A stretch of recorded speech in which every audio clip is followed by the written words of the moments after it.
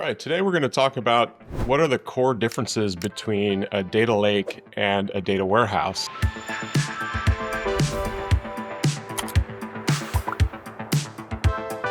The core differences generally come down to about 3 or 4 key main points. The first is usually around the type of data or the structure of data that you're working with.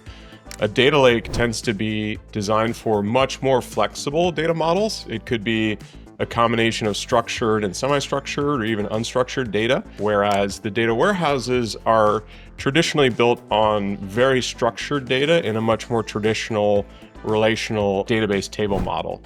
The second core difference is usually around the storage, and generally that translates to things like costs. Data lakes are usually designed around low cost but highly scalable storage. So examples would include things like S3 or Azure Blob Storage or even just file stores. And it could also leverage potentially NoSQL data storage or semi-structured data environments like an OpenSearch or a MongoDB. Whereas data warehouses are much more designed around large-scale database storage systems. So examples would be leveraging technologies like a Snowflake, a Redshift, or other similar engines designed for the data warehouse model. The third kind of key difference is usually around how the schemas work. So data lakes are built around a very flexible, less strict, less enforced sort of schema for the data structure. They can be easily updated.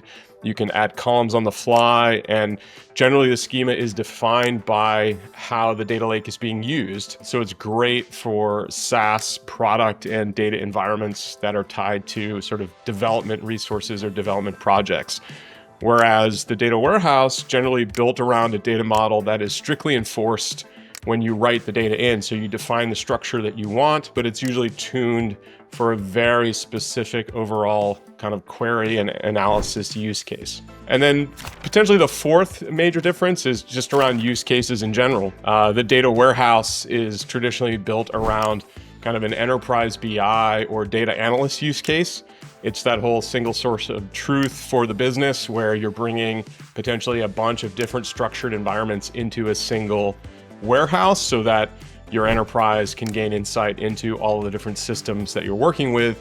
Whereas the data lake, because of its flexibility, tends to support a much more agile development model. It's used by developers, engineers, and similar product folks when they're actually building out their different product solutions. So when we think about sort of the ideal use cases, data warehouse, fantastic for traditional enterprise BI implementations, while the data lake approach offers a much more compelling and flexible, scalable model for SaaS companies who are looking to potentially extend interactive embedded analytics capabilities external to their user base.